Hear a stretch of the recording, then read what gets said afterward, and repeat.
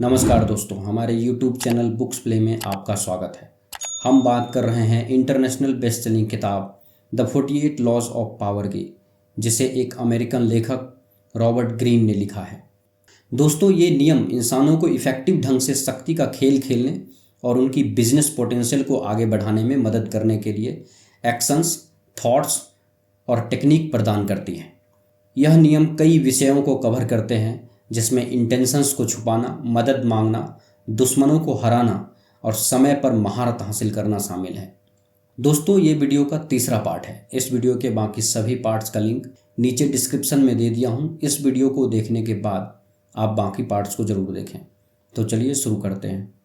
नियम 12, use selective honesty and generosity to disarm your victim. अपने शिकार को निशस्त्र करने के लिए थोड़ा ईमानदारी और उदारता का इस्तेमाल करें। एक बार सच्चा या कल्पना से किया हुआ काम बहुत से बेईमान काम को छुपा सकता है। खुले दिल या सच्चाई के साथ आप सभी लोगों को झुका सकते हैं। दोस्तों, रॉबर्ट ग्रीन कहते हैं कि आप अपनी ईमानदारी और उदारता से किसी भी व्यक्ति को अपने वश में कर सकते हैं। जब आप लोगों को अपनी ईमानदारी और उदारता दिखाएंगे तो वह लोग जो जल्दी किसी पर यकीन नहीं करते, वह भी आप पर यकीन करने लगेंगे। यह नियम कहता है कि आप शुरू में बेहद ईमानदारी और उदारता दिखाएं, और जब दूसरा व्यक्ति आप पर यकीन करने लगे तो आप जैसे चाहें उसे धोखा दे सकते हैं या हेरा फेरी कर सकते हैं। थोड़ी सी ईमानदारी किसी व्यक्ति से पहली बार मिलते समय सबसे अच्छी तरह काम करती है। हम सब आदतों के गुलाम होते हैं और हमारी पहली छवि लंबे समय तक चलती है।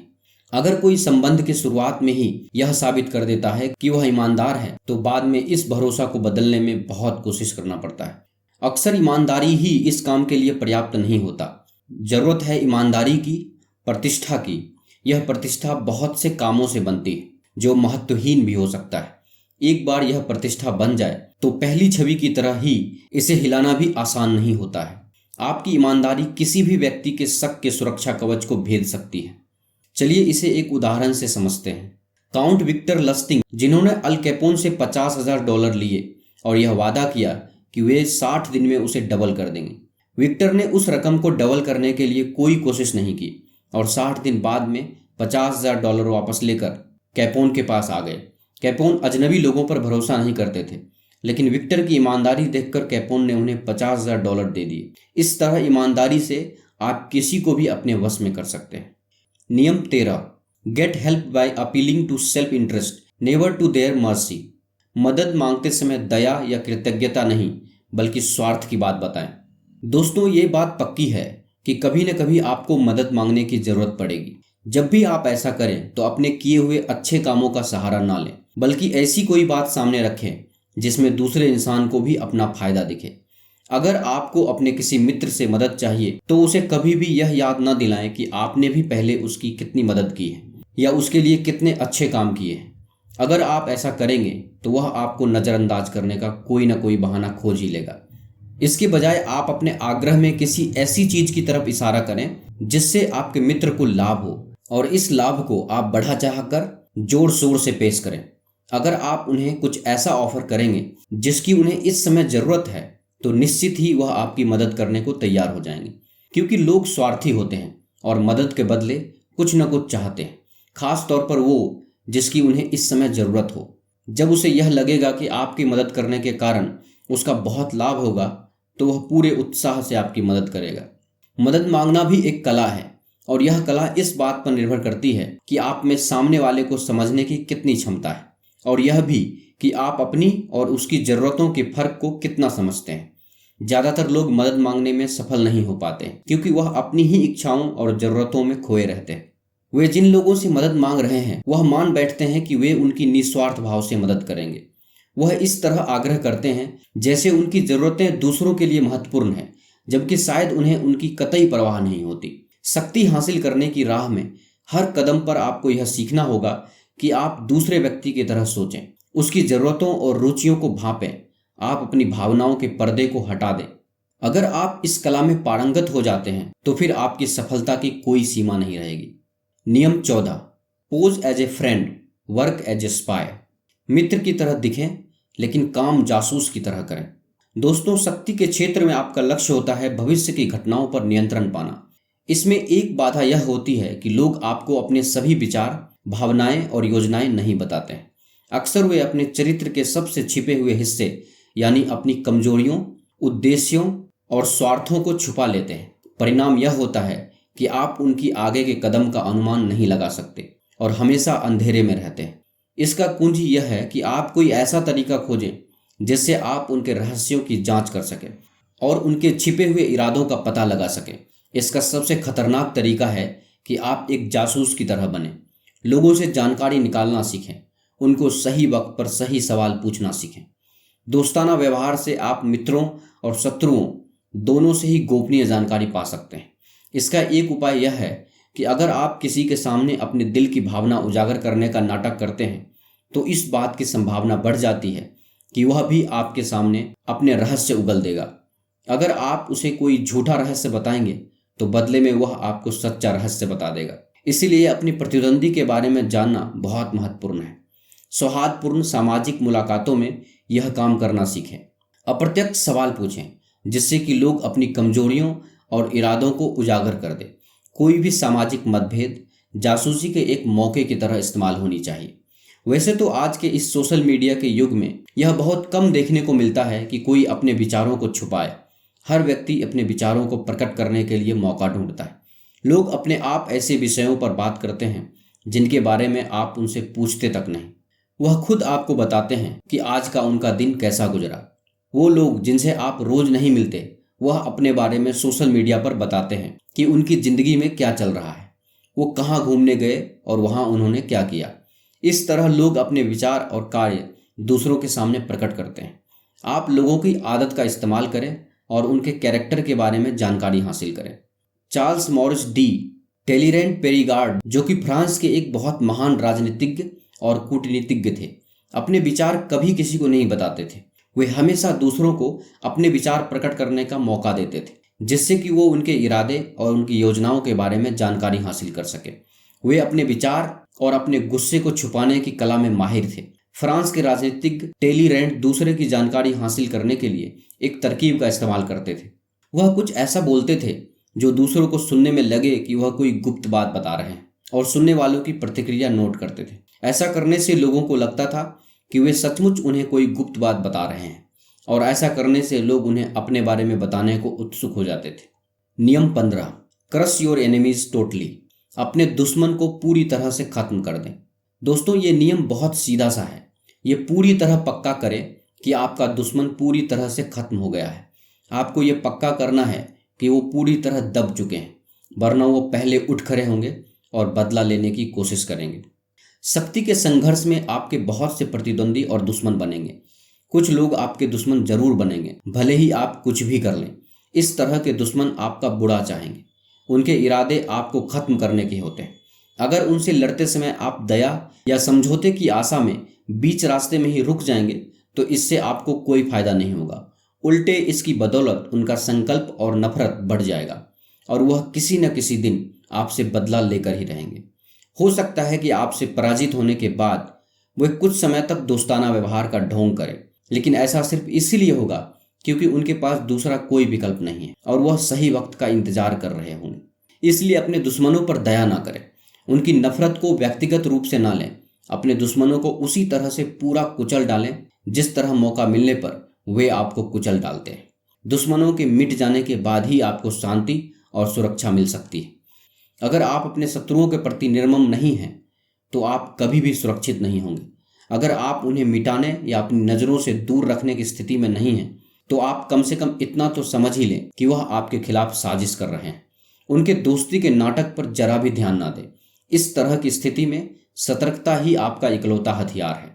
प्राचीन भारत के मशहूर दार्शनिक कौटिल्य कहते हैं कि दुश्मन के अवशेष आग और बीमारी की तरह होते हैं। अपने दुश्मन को कमजोर समझकर कभी भी नज़रअंदाज ना करें, क्योंकि वक्त के साथ साथ वह और भी खतरनाक बन जाता है। कौटिल्य कहते हैं कि दुश्मन सूखी घास के ढेर में अंगारे की तरह होता है जो सुलग कर पूरी घास को जला सकता है। इस नियम का मतलब यह नहीं है कि आप अपने दुश्मन का कत्ल कर दें। असल में यह दुश्मन का अभिप्राय आपके प्रतियोगियों से है। इसका मतलब है कि आप अपने प्रतियोगी पर हमेशा हावी रहें। लेखक कहते हैं कि आपकी असली दुश्मन आपकी परिस्थितियां हैं।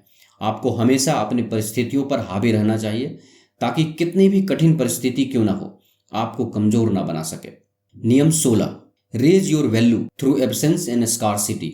अपनी वैल्यू बढ़ानी है तो गायब रहें या देर से आए। दोस्तों, कहीं भी बहुत ज़्यादा आने जाने से कीमत घटती है। आप जितना ज़्यादा दिखते और बोलते हैं, आप उतने ही साधारण नजर आते हैं। अगर आप किसी समूह में स्थापित हो चुके हैं तो कुछ समय के लिए उससे दूर रहें। आपके अनुपस्थित रहने पर आपके बारे में ज़्यादा बातें होंगी और आपकी ज़्यादा तारीफ भी होगी। आपको बस यह सीख लेनी चाहिए कि दूर कब रहना है। अभाव से हर चीज़ का मूल्य बढ़ जाता है। इस सिद्धांत का लाभ लें। दुर्लभता का नियम को अपनी योग्यताओं पर लागू करें। आप दुनिया को जो दे रहे हैं उसे दुर्लभ और दुरूह बनाएं। इससे आपका महत्व तत्काल बढ़ जाएगा। किसी भी प्रसंग की शुरुआत में आपको अपनी उपस्थिति को बढ़ाना होगा, क्योंकि अगर आप बहुत जल्दी गायब हो जाते हैं तो भुला दिए जाएंगे। जब आपके प्रेमी के मन में आपके प्रति प्रेम की भावना जाग जाए तो आपकी अनुपस्थिति उसे और बढ़ा देगी। लेखक रॉबर्ट ग्रीन ने इस नियम को समझाने के लिए मैडम गुइलेम्मा और उसके प्रेमी सर गिलाउम का उदाहरण दिया है। मैडम गुइलेम्मा जितना आगे बढ़ती थी उतनी ही वह सर गिलाउम के लिए उपलब्ध रहती थी और साधारण लगती थी। सर गिलाउम के पास कल्पना करने के लिए कुछ नहीं था।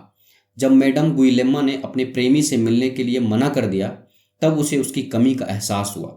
वह उसे दिल से सराहने लगा और उसे वापस लाने के बारे में सोचने लगा। इस उदाहरण से हमें पता चलता है कि दूसरों की नज़रों में अपना आदर और सम्मान बढ़ाने के लिए अपनी अनुपस्थिति को आप एक शक्तिशाली हथियार की तरह इस्तेमाल कर सकते हैं। यह नियम आर्थिक विज्ञान के आपूर्ति और मांग के नियम की तरह है। जो चीज़ बाजार में प्रचुर मात्रा में होती है उसकी कीमत कम हो जाती है, और जिस चीज़ की बाजार में कमी होती है उसकी कीमत बढ़ जाती है। दोस्तों, जहां आपकी उपस्थिति ज़्यादा होगी वहां लोग आपको नज़रअंदाज कर सकते हैं।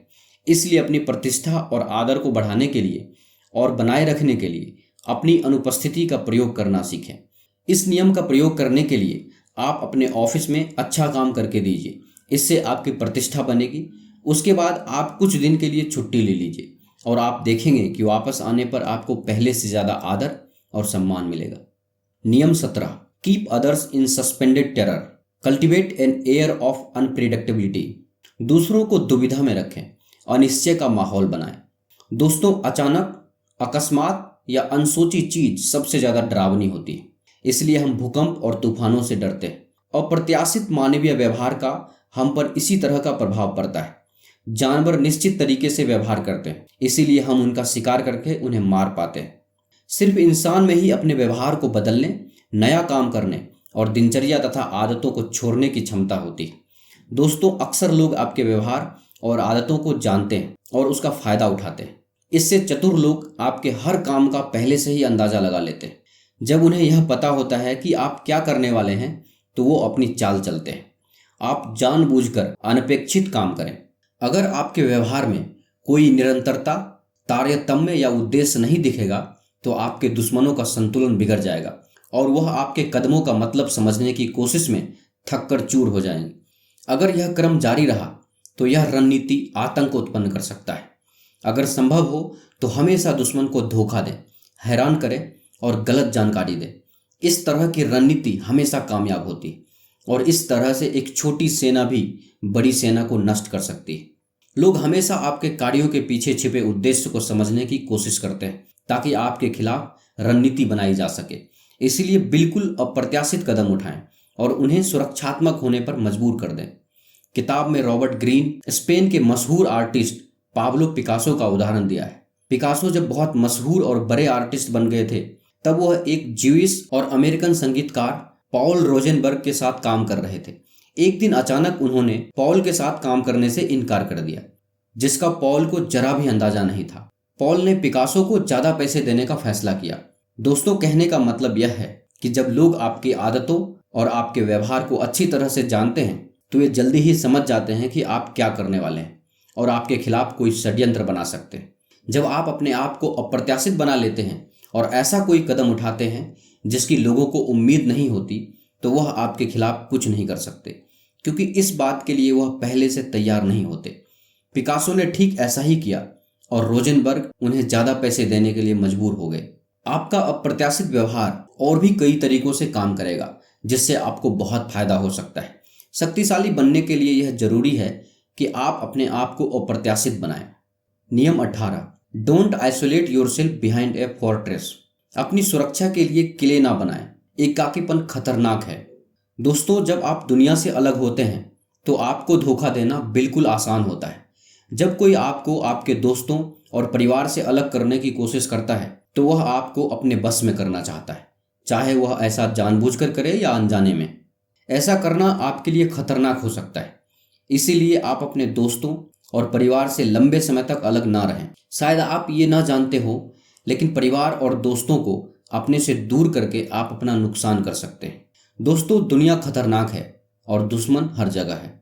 हर एक को अपनी रक्षा करनी पड़ती है। किला सबसे सुरक्षित नजर आता है, लेकिन किले में अलग अलग रहना आपको जितने खतरों से बचाता है उससे ज़्यादा खतरों को उत्पन्न करता है।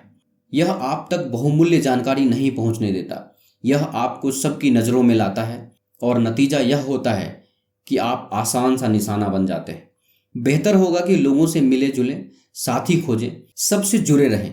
भीड़ के कारण आप अपने शत्रुओं से सुरक्षित रहेंगे।